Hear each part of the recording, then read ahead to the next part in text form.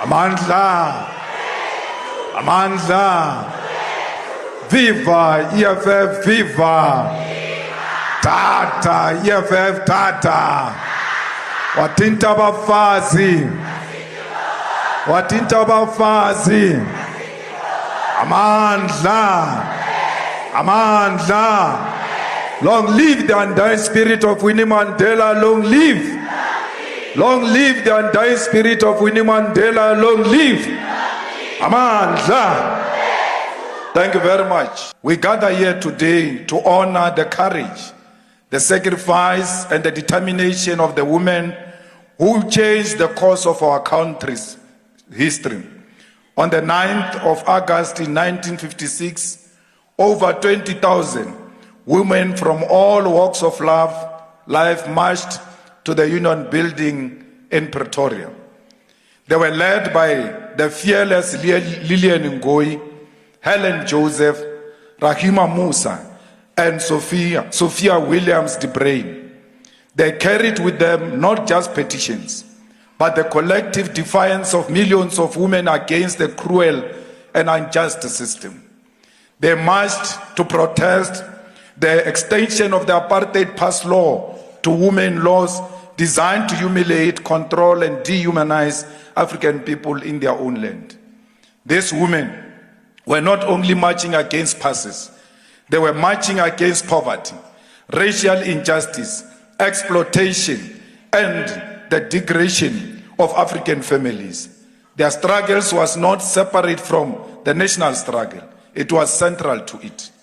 Let us remember that it was working class women, domestic workers, teachers, nurses, mothers, and daughters who marched, who defied the state, who were arrested, harassed, and fired from their jobs for daring to say enough is enough.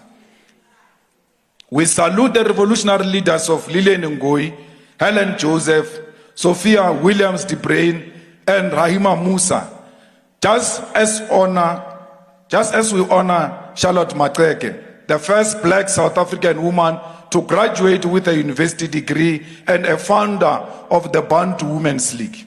We celebrate Winnie Madikizela Mandela, who stood unshaken under the brutality of the apartheid regime, who raised her fist even when she was vilified. This woman taught us that revolution without women is no revolution at all.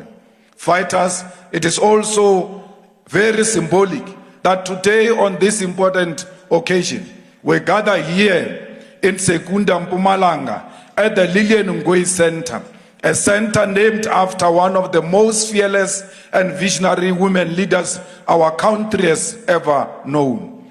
Lilian Ngoyi was a tireless fighter for the rights of women and workers. She stood before a crowd of thousands on this day in 1956 and asked, must we now carry passes like slaves? Must we be treated like criminals in our own land? That was not just a question. It was a declaration of war against injustice. It is therefore a great honor that we commemorate Women's Day in a space that bears her name and spirit. Sekunda, the very town we stand in today, has its own important place in the political and economic history of South Africa, like the Deputy President said.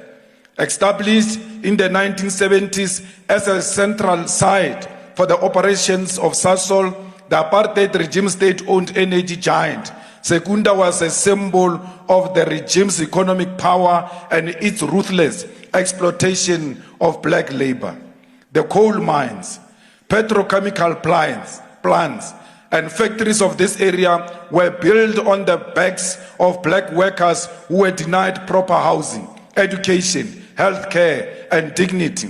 Sekunda was not only a site of economic production, it was a site of oppression. Like so many industrial zones under apartheid, it created zones of suffering for black people, especially black women who were forced into informal settlements, into insecure jobs, into raising families under conditions of structural poverty. Yet, the rest of South Africa 30 years into democracy.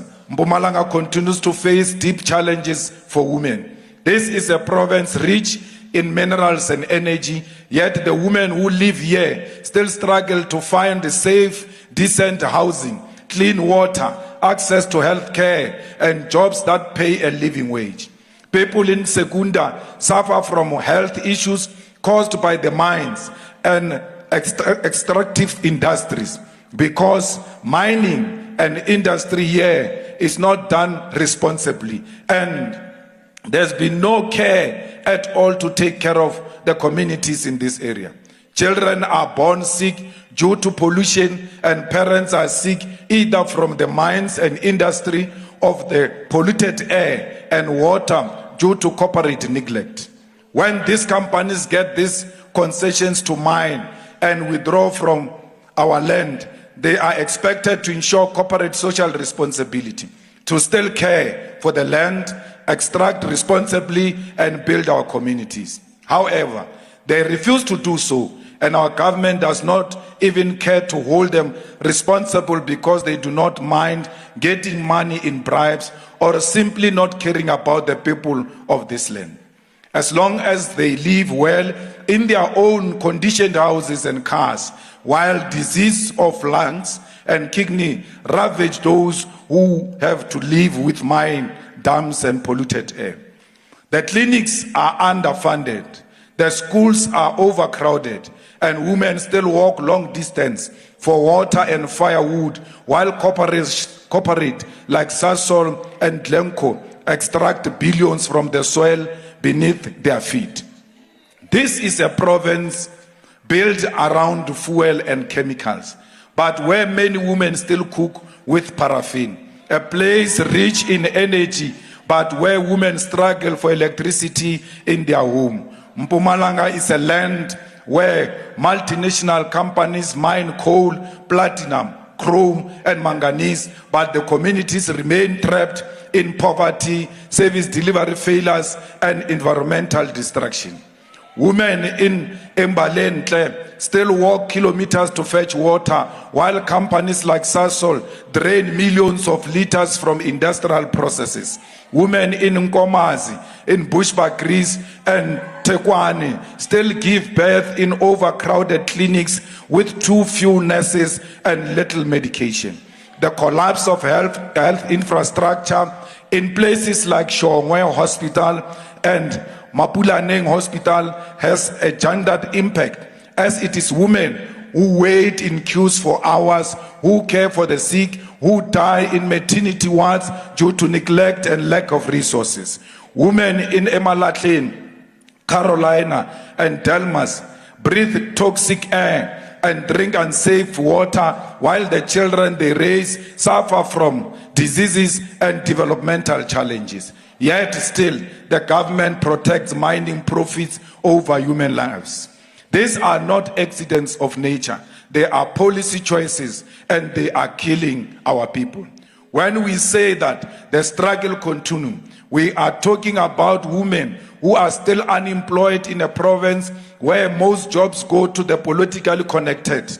Women who have post-matric qualification but remain at home. Women whose businesses are overlooked in government procurement because they do not sleep with politicians. We are talking about farm workers who are underpaid, overworked, and sexually harassed with no protection from labor inspectors or unions. In this province, where the farming economy dominates, women bodies continue to be used as tools of oppression. This is why the EFF says women's liberation cannot wait. We cannot wait for the Parliamentary Commission. We cannot wait for empty promises during the State of the Nation address speeches. We must organize. We must agitate. We must build a state that protects and empowers women, especially poor black women. Since our formation in 2013, the EFF has placed women at the center of our struggle. We fought for the insourcing of cleaners and security guards at universities and in some municipalities, including Johannesburg, and most of those insourced workers are women. As the EFF, we demand the following: that all clinics in rural Mpumalanga be upgraded and properly staffed, that municipality creates safe public spaces for women and children, parks, community halls, safe transport and lighting, that all mining companies operating in Mpumalanga be audited for their compliance with gender equality in employment, procurement, and social investment. Before they declare profit, they must show that their presence here is beneficial to the communities here, not to steal from our soil, and also expect our government to take care of the results of their own recklessness.